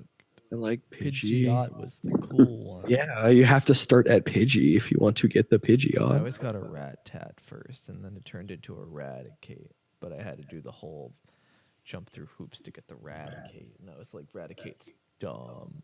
Raticate learns Hyper Fang. Just like, boy, howdy, and then Gary dies. What else did Nintendo do? Because I'm trying to stop thinking about games that turned into anime. So we'd be here for another couple hours again. Mario and Rabbids. I told you, Mitch, from Random Assault back in January that was going to be a thing, and you didn't believe me. Who's laughing now, you chode? I wish I was wrong. I think he is. Yeah, probably. Yeah. As soon as that leaked press thing got out with the Peach Rabbid, she's taking her selfies. It said hashtag no filter. I'm like, I can't. Disgusting. You put that in my Mario game, and I will never forgive you. I would not even care. Like, I don't mind the Luigi one. Mario one's fine. I don't care what you do, Nintendo. Put rabbits in the game. Whatever. Rayman's cool. Yeah, why didn't they just throw Rayman in there? That would have been a neat crossover. But then, you make the Peach one, and you make it weird. And I'm like, all right. And then the fan art starts coming out. And the I'm fan like, art comes out. I And then can't. you give it a cell phone and make it take selfies, and I was done. I was like, Peach doesn't take selfies. Why is this one taking selfies? I don't get it. Is this appeal to the kids? Is this what kids want to be? A weird rabbit Peach? No. But then Peach saw her take the selfie, and she just gets in on it. Because Peach is a sweetheart. She's a royal. She has to play to every demographic. Even the rabbit demographic? Yeah. Even the weird stuff. Even the furries? Even the furries. Peach has to rule over the toads, so she's used to things that scream and make you want to die. I never thought about it that way. Wow. I guess that's a good point. Well, the hard part about it is that the gameplay looked like a lot of fun, and it's really hard. It looks like it'd be cool for multiplayer. Like if you had both sides, I feel like that'd be kind of cool too. Oh, like it does have at least co-op. Right, Oh, but neat. I feel like if you did versus, that'd also be really cool, because then you have like a what's it called? Peach with a gun. Yes. Or I'm thinking more like oh my god, what's that game? A battleship kind of scenario. Yeah, well, it's Where, kind of like XCOM if you played that before. I feel like that'd be fun to play like online with your friend if you had like it on another Switch, and all of a sudden like it's like battleship. You set up your two things. You don't know where the other one is. You have to look around, and it's just like, haha, I know where your thing is. Battleship would be a cool game to put on the Switch too. I'm sorry, I'm just rambling at this point. No, it's fair. I can see why you'd say that. Then they showed the Donkey Kong rabbit, and I got sad. That's hilarious. Just that face he made, that super grumpy face. I was like, that's Take me a right selfie now. with Dawn. I could. The wrong dong. This is your punishment for killing that Wii all those years ago. Yep. He came back as a rabbit. Why can't he You just don't hang get out with to be Ray, happy. man? Why can't he just hang out with Rayman? I'm crying. Why can't he just hang out with Rayman? It's so weird too because like obviously like Mario and Donkey Kong have like a thing, like they've been in games together, but like it's weird that he just comes back for this one. Like, I'm a rabbit. Why? You haven't been in a lot of Mario games It also recently. irritates me further. They've had the whole Sonic and Mario thing for years, and they hang out the Olympic Games I don't or whatever. Want a Sonic rabbit. No, I want a stop right Mario there. Sonic. Like, they've had years to work that out, and the Rabbids get to go hang out with Mario before being Sonic. Yeah, Yeah, Sonic but has its Olympics. Rabbids is a Rabbids is not the Sonic franchise. Maybe that was You their can't line of defend thinking. this. You can't defend this. Yes, It's I not possible. can. It's not possible. I feel like the Rabbids are like those really weird like kid comedies that come out in the movie theater. Like So Corey in the house. like Minions. They just show up and like kids will go watch them. I'm not enjoying this podcast anymore. Beto. You know what I'm talking about though? It's like the really like obviously made for kids thing that like nobody wants to look at, but you have to go with the kid to see it. But they're marketing Mario plus Rabbids as a departure from the Mario series where everything is far more badass. They even described Peach as the badass princess. She doesn't need saving anymore. She can take care of things on her own. Yergadurg. Mario is not he's not being held down anymore. He's unchained. He's angry like he was in that one soccer game. Arg. Fart jokes because Mario's never made a fart joke before. So I'm right. I'm exactly right. It's made for that exact 12 to 13-year-old audience that think farts, guns, selfies, And boobs. boobs are cool. So everyone everywhere. But I hate Minions though. yeah, I was gonna say, but Minions. Right, it's like that weird. There age can't be group. 12-year-olds that still like them. Maybe not. Maybe I'm thinking too young. I'm thinking of like Shark Boy and Lava Girl. Spy Kids. That takes me back. Oh, he dropped down. He dropped out of the call. And he's gone. Every time, man. Every time we get a guest, you chase them off. I have a lot of feelings. Spy Kids. 1, 2. I thought those died with my childhood. 3 feelings. There's 4 Spy Kid movies. There's 4 of them? No, Yeah. Oh, I didn't know there was a 4th one. no, don't. Don't Google it. Sky High was redeemed by Jester, and there are no redeeming qualities to That's a cats. Disney movie. Cats Disney- versus Oh, it dogs. was- I'm talking about movies in the similar vein To what? to Spy Kids, Sky teen High. dramedies. I use Is that dramedy a lightly. teen dramedy? movie about kid spies. Yeah, and Sky High was kid superheroes, and there were spies involved. Movie. That's like High School Musical with superpowers. Spy Kids wasn't a Disney thing? No. Can't remember. It was just as bad as those other movies I just mentioned. Right, but I'm thinking there's a very like niche. I don't know who makes them, but it's a very niche market who makes garbage only for kids movies, but a very specific age group for kids. And they're always out, and they always have stuff like Valderin or the new movie that just came out. Kind of looks like it's meant to be like that. That everyone's saying like, oh, it has amazing graphics, but when adults go to see it, they're like, the movie sucks. What new Avatar? Yeah. I don't know. The arguable thing right now is Despicable Me 3, but like Despicable Me 3 was good. You know what? Just to nail the coffin shut on this conversation for good. In a couple of years, we're gonna get the Rabbids and the Minions crossover. No. So it's just obnoxious foofara for 2.5 hours, screaming unintelligible gibberish, fart jokes, and Gru being really sad. No, because it's not going to be a game. It's going to be a movie. It's going to be a movie. Yeah, and it's going to say, because we have an emoji movie. It's going to be...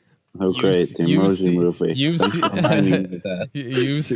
seen it all. You've seen... it's like they just come out like beat or whatever the hell they say, and then fucking the rabbits just pop out. Minions meets the rabbits, and we're just gonna scream, and I'm gonna leave this planet Earth so fast. It's how Ubisoft. It's like it's Swan Song. It's Final Farewell. It's the Viking burial, the boat on fire in the sea. It's just like, and now we bid you adieu. Rabbids meet the minions.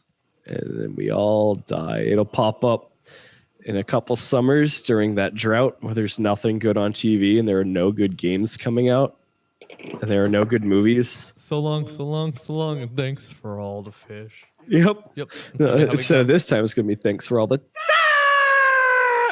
So long story short, everyone listening to this, tweet Big Al Dente as many pictures of Minions and Rabbids as you can. What's that? I deleted my Twitter account? What? But singles in your area? We're going to go on another break so I can go and get rid of all these social media websites that I'm on right now. Be right back.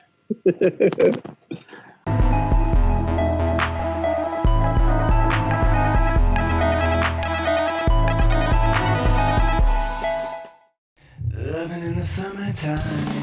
It's summertime and loving. It's loving in the summertime. It's summertime and loving. My baby, why can't you be mine? It's summertime and loving. It's loving in the summertime. It's summertime and loving. My baby, why can't you be mine? It's summertime and you know what that means. Gonna head down to the beach, gonna do some beaching things. It's summertime, it feels just right. Gonna hit on my friends, we're gonna party through the night. It's summertime and I just can't wait. I'm gonna call you on the phone, gonna take you on a date. It's summertime and I hope you like steak. Gonna take you to a restaurant and eat it on my plate. It's summertime and it's loving in the summertime. It's summertime and my baby, what can you be mine? It's summertime when dinner's done. I'm gonna take you to the club, gonna dance and have some fun. It's summertime when the evening is near. I'm gonna hold you very close and whisper, let's get out of here. It's summertime and it's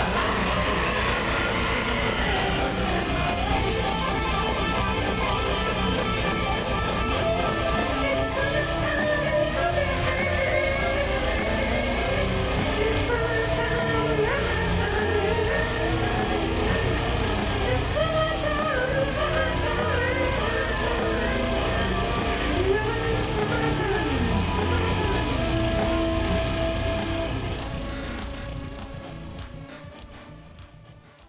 This is the 105.7 WROI Street Team, and you're listening to the NobiNoodle O-Talk-U Podcast. Because grown men in video game hats tend not to be the people you want to piss off.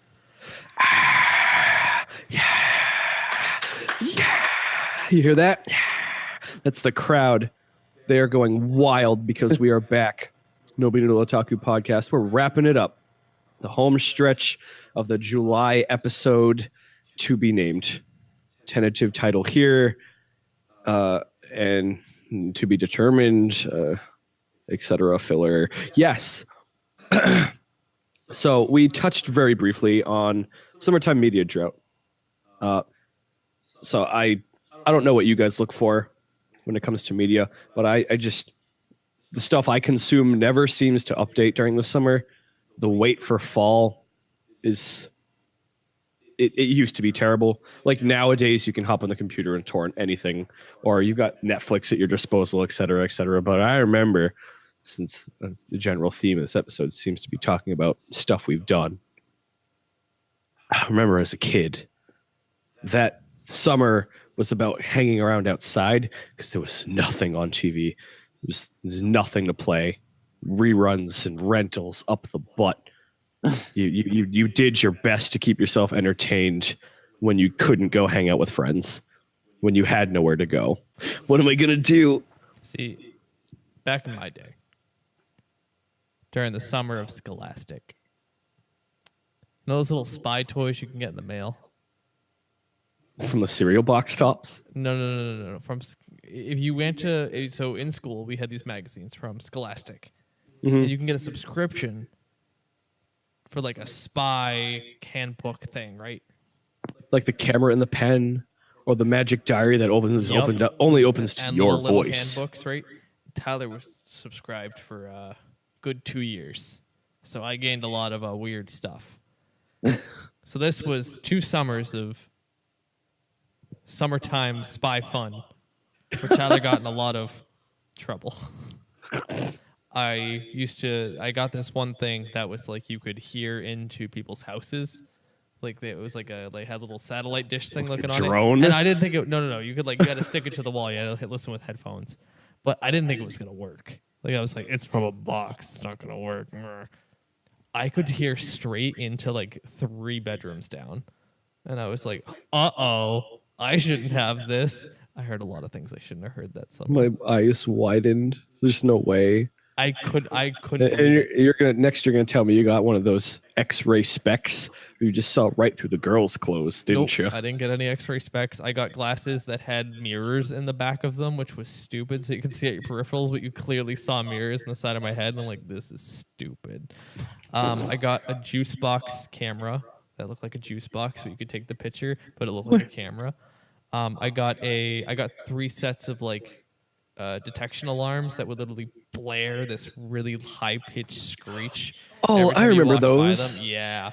Like the infrared laser. Yep. And if you tripped it, it just made a really loud noise. Yep. Oh, no. I got what else did I get? I got a lot of invisible fingerprint stuff. That was weird. I got something to do Morse code. Like you could do the survival one where you'd flash the light against a mirror against the light, and it would show you how to do the reflection so you could see people in the distance. A whole book about how to wear really shit disguises for a kid. And, pretend to be an old man, and I'm like, what? Trick your friends, and I'm like, doesn't work. My friend knows it's me.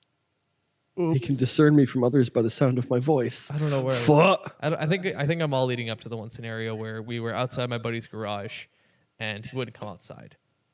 And I listened into his house, and I heard that he was in there. I went up to his second floor. It was one of those houses that the garage is below the level, but there's all that grass that leads up to the second floor of the house, because it's a 1-story house, but there's a whole bottom basement that's not technically attached. It's just on those stilts. Yeah. So I went up to where his mailbox is, and I listened through, and I heard through his sister's room into his room. So I heard his sister moving around, and I heard him moving around, because I heard him go. I couldn't really hear words, but I could hear. I'm like, he's home. He's home, but he won't answer the door. It's because we're weird. We're spy stuff. So my buddy Adam grabs a baseball bat, starts slamming it into the garage door for no reason, and I'm like, what the fuck are you doing, dude? He's just like, I'm a spy. And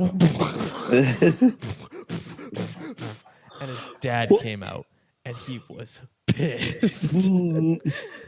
And I was like, and he's like, it's okay, you have the spy book. What do we do? And I'm like, run. So Hide. I remember just booking it into the woods, and the next thing I remember is we ran to the other side, and this is a long woods, and we're on the other side of town. and then like we step out of the woods. We're like covered in like leaves and everything, and his dad's car whips around this corner and scares the shit out of us. And he's like, "There you are!" Finally found you. It was awful. It was the worst day ever. Yikes. Yeah, that's why Tyler still has all the spy books. I don't know how I got into that, but summer. So when you didn't have TV, we were outside playing spy and killing ourselves. Damn. Yep. Well, so much for the drought. You kept yourself entertained. That's good to know. I don't think I have any other than slathering old Fetty's house with sticky note shingles. Just sticky note after sticky note.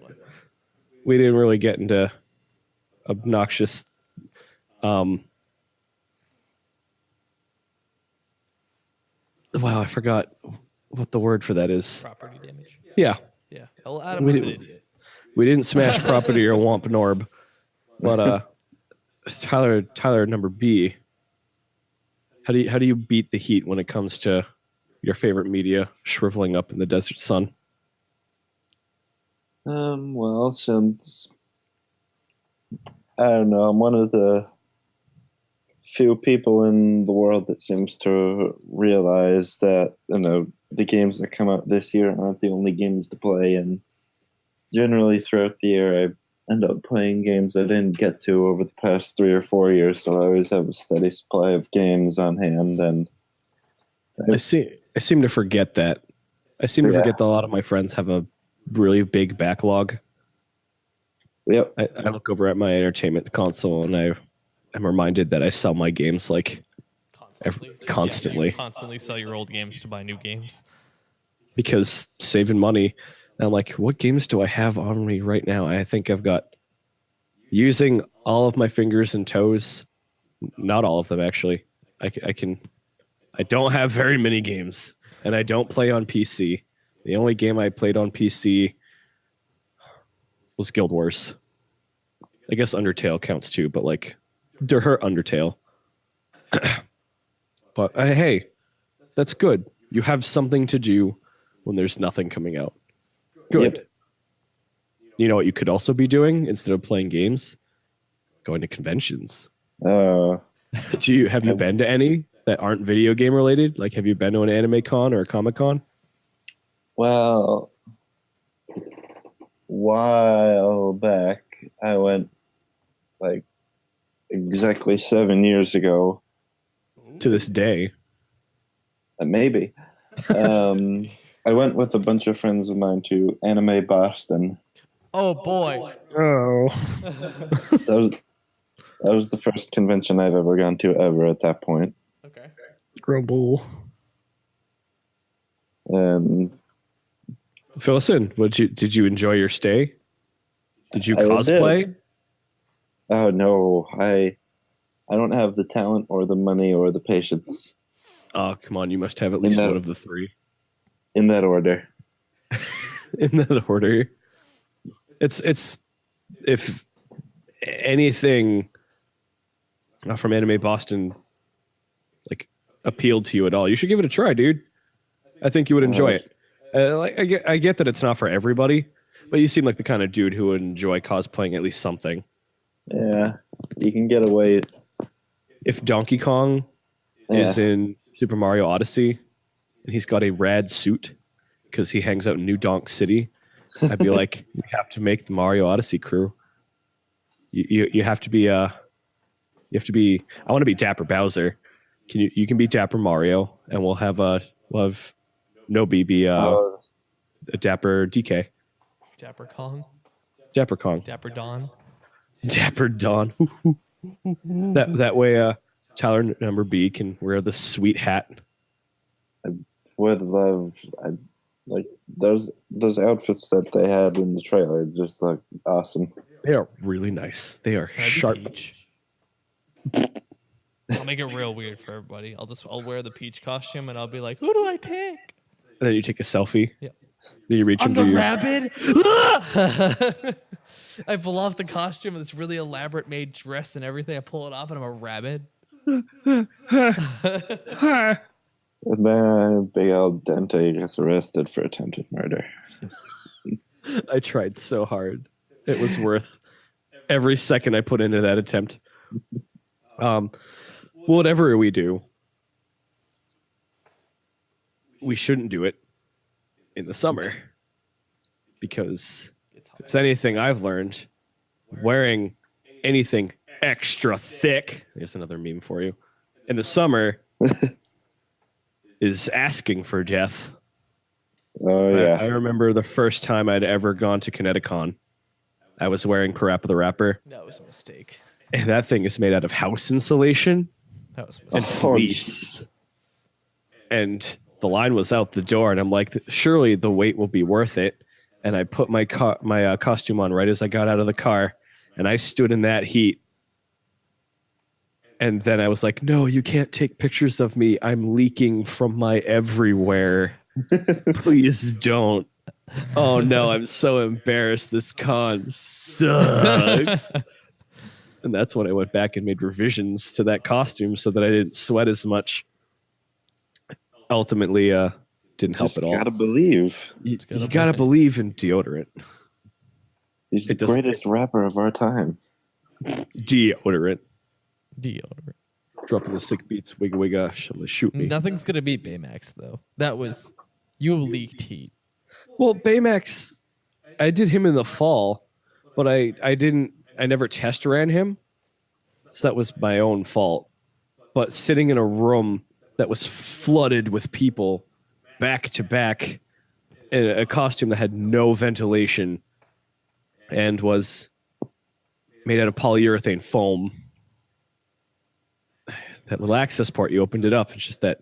I've never seen air literally steam in front of me. Like room temperature air turned to legit steam that shot out of you. And I was just like, are you okay in there? And you're like, yeah, I'm great. Then he realized he was a firebender. I thought he was gonna die. the Fire Nation attacked. Let me tell you. Everything changed when the Fire Nation attacked, and we had to get out of that room real fast. Everything changed when Operation Hammond came in, and they're like, "We'll cut you out of there." And I was like, "I swear!" I snapped back to conscious, like, "I swear to God, if you cut this costume open." And that's when my friends dragged me to the elevator, and I took a 45-minute cold shower of shame. Shame. I liked other people on the way there too, because obviously you were like in and out of it, like you weren't making a whole lot of sense. You were just like, I'm fine. Healthcare. And then everyone just wanted a picture of us, and I was like, no, he's dying. And then they were like, oh, come on, one picture. I'm like, no, you don't understand, he's dying in there. Actually, he's like actually gonna die. I was so embarrassed when I took it off in front of you guys because it looked like I had just stepped out of a pool in full clothing. Yep. It was good. I was just like, I want to die. I was like, how you feeling? I just immediately walked into the bathroom, and we didn't see for 45 minutes.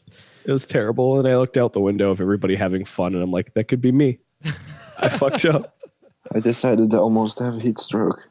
Yep. So, T. Gorman, please get into cosplay. And if you have any questions about cosplay, you can always ask us. But I'm begging you, please, for the love of everything holy, and Pauline in a snazzy red suit, do not cosplay heavy or mascots in the summertime. I've got one more for you. Well, Test drive your costume before you commit.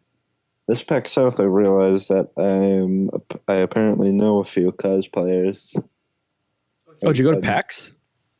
I go to PAX. Yep, I went to PAX South and East regularly. Nice. Yeah. Hopefully I'll be able to see you at East when it comes around in 2018. Definitely, because I'll have graduated. Yes. That was a good time. That was good. I will wear a cosplay to that convention.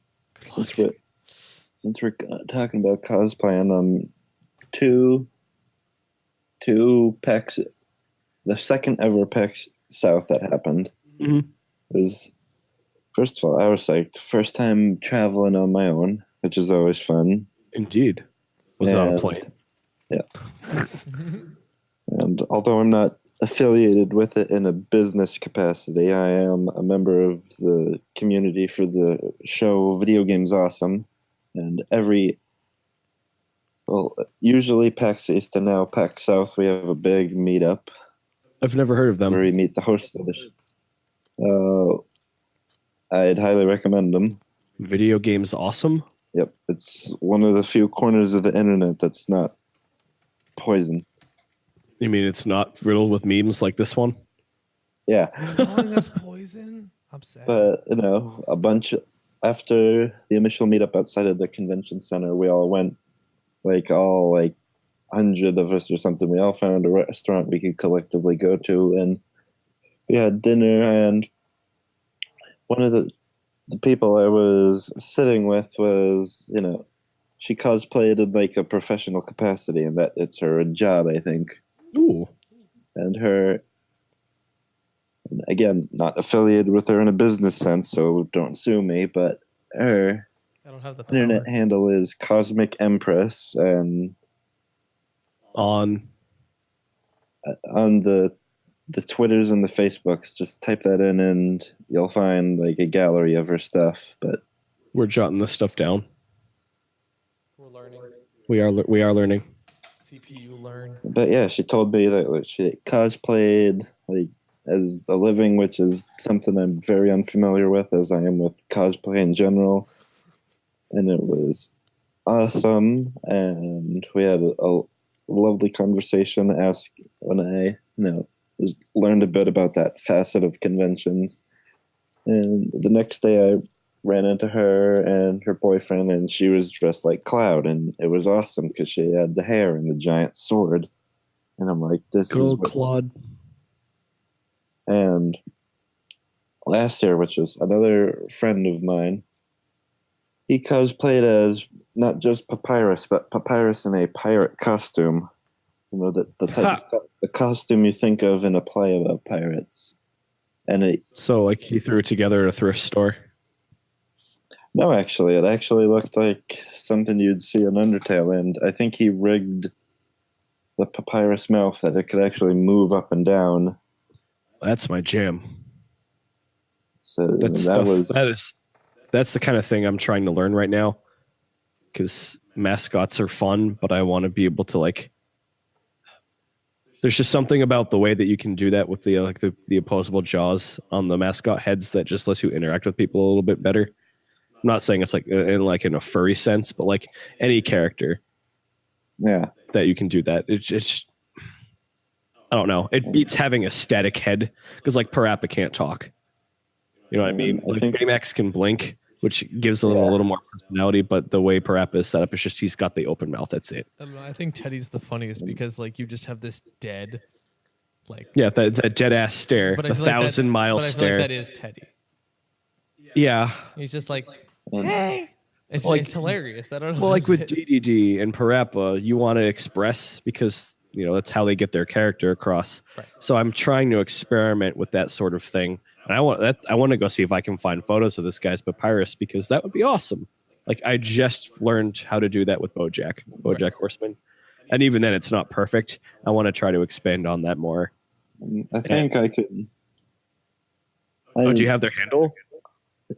Yeah, I know him, and I could have him could you hook us message up? you, or he could message me, and then I can message you about it. Yeah, there we go. Sure, in that my favorite bit of cosplay that I saw from last year was, most people who know me know that I'm a huge Pokemon fan. I've got almost every available generation of games that can be bought, and I'm really psyched because Gold and Silver are coming to the 3DS in September. The GOAT Pokemon games. Thank you very much. Yep. But what I saw is that in Pokemon, like the Diamond and Pearl and Platinum generation, one of the gym leaders, Fantina, the purple one, the ghost gym leader with the purple hair and like the 4 pigtails that just by the laws of structure shouldn't be a thing, but because it's a video game, why not? It can happen. Fuck it. Cough Cloud Strife. Yeah. And this woman who cosplayed as her, it's like a dead ringer. Like it literally looked exactly like if the person became a real life person. And I'm like, I wish I could do that someday. You got to appreciate people who are able to do that. You just find that one costume or you make that one costume that you're just able to pull off so well that people just kind of know you as that character. You're just like, oh wait, you're the insert cosplay here. Well, the first few PAX East, there was a guy who always dressed like Mr. T and maintained the Mr. T attitude throughout the entire time. We have a photo with him as Finn and Jake, remember? Yeah, that's we had the T cereal goes by. But yeah, he used to carry around a big thing of like he has the big golden bazooka, right? And then he has the Mr. T cereal sign. Think so, maybe. Maybe the same Mr. T. Another piece of cosplay that I'm just now remembering because it's all flooding back is a while ago at PAX East there was someone dressed like Snake Man from Mega Man 3. Dude, what? That's so random. I love Mega Man. And I can't remember if this is what they actually made it from, but they used, like for the helmet, the snake helmet, they used something that, I'm not sure if it was pipe cleaners or it just looked like pipe cleaners, but they were able to do it in such a way that it actually looked like Snake Man's helmet from the game, and it was awesome. Nice. So that person needs to do Kid Cobra from ARMS next. I want to see that happen. Whoever you are, I'm calling you out. So when I make Spring Man, I want someone to fight. Helix. What? Helix. Nothing. Helix. Squishy blob. Oh, jeez. Just make chicken noises as you run down the hallway. I want to be the guy at the convention where people stop and say, "Whoa, weren't you that Blonick that one year?" I want to be that guy. You want to be that guy who gets thrown out of the... See, if you're going to go Blonick, you're going to go Blonick hard. You're going to get kicked out of the con. What? I accept nothing less than you getting thrown out of that convention for being inappropriate or... No, I want to get like... Or... You remember what you wanted me to make Baymax out of the first time? Those suits that inflate? I want to get a bodysuit, but I want to have one of those under the bodysuit. So when I turn the fans on, it just expands. I can be like, "Oh no, I'm inexplicably inflating again," and it just keeps happening. I just want you to be like a total fuck. I just want you to run around. I just want you to run around. I want you to look in the audience and be like, "This game show sucks." Don't give cigarettes to children. Bye, and just leave, and then they'll be like, "Sir, you have to leave," and you'll be like, "No, don't ingest meth before the rave. It'll make you croak." Oh God. So cosplay, yeah, is good. If you ever want to start, you can always contact us, and we'll be more than happy to get you on the right track. Because that's what we do here. Someday. It would be rad, especially if you can whip something up for PAX. That's the joy about cosplay. You can make it as simple as you want, as long as somebody's like, "Oh my God, it feels justified." As long as you're having fun too. It can be as simple as you want it to be. L from Death Note. But with that, I think we've reached the end of the line. I think we brought it home, or at least we brought it somewhere. We brought it to a whole new level. We started in a comfortable hometown where you grew up, and we rode straight to Viridian City. No, we drove straight into the desert, and then we ran out of gas and are staring at a cactus for a long time. AAA's like, "Good luck, kid." We're just like, we're just like, "What's a fun Vegas road trip?" As the truck takes us all. The garbage truck. Yep. Oh boy. Do you have any final thoughts, Mr. Tyler Number B? Anything else you would like to throw at us or the listener before we take the keys out of the ignition and just go inside for a McDouble? Nope, this is fun. If anyone's watching this, feel free to look up on YouTube and subscribe to the Pumpkin Copter Cast, a good old podcast about video games that Big Al Dente is I guess, a recurring guest on. Do it. I do put the seal of approval on it. It's a good time. Do it. Drink bleach. Do it. Do it. He doesn't.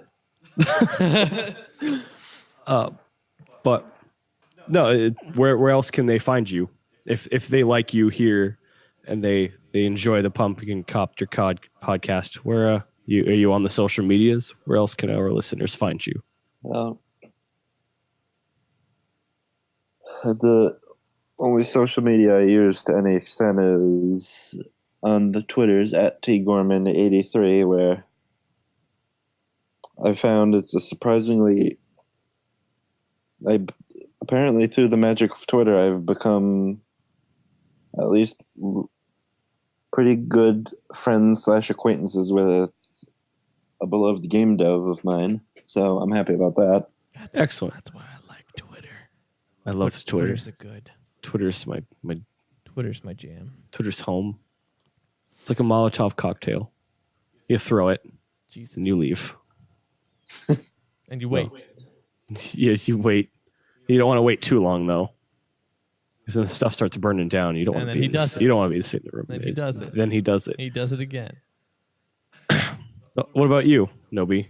Any final thoughts? Memes are good. No one ever. I never change. I'm the same every month. Final thoughts. I'm excited for summer. The rest of the summer's gonna be good. I'm excited to lay out by the pool, work on some cosplay, go do some shit. Have a good summer. Summertime, you know what that means. To the beach, gonna do some beachy things. The summertime feels just right. I can't sing. All right, but I have no final words. Besides, see you in hell. My final words are that cheese is always twice the fence post, no matter how you look at it. What? Summertime, and you know what that means. Gonna go to do things. Summer rains, you can never predict them. Thanks for listening today, guys. If you enjoyed today's episode of Otaku, or you just want more content, check us out, NobiNoodle.com. Use the links there to find us on the social media of your choice. I like social media. July 4th was also a thing. All right, guys. Okay, bye. Bye.